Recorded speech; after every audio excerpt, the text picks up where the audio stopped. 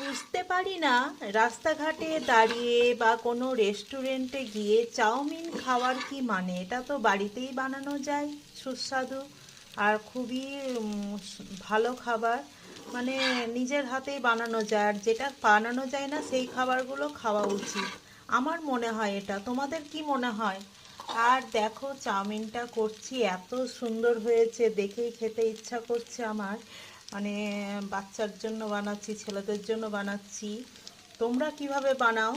আর দেখো এখানে গাজর নেই, এখানে আলু, পটল আর পেঁয়াজ, টমেটো আর কাঁচা লঙ্কা আর ডিম ভাজা করে চাউমিনটা করেছি। অপূর্ব দেখতে হয়েছে আর স্বাদেও অপূর্ব হবে আমি জানি। আরও আরও কিছু দেয়া আছে, সস টস দেয়া আছে, সয়া সস, ইয়ে সস, যা লাগে।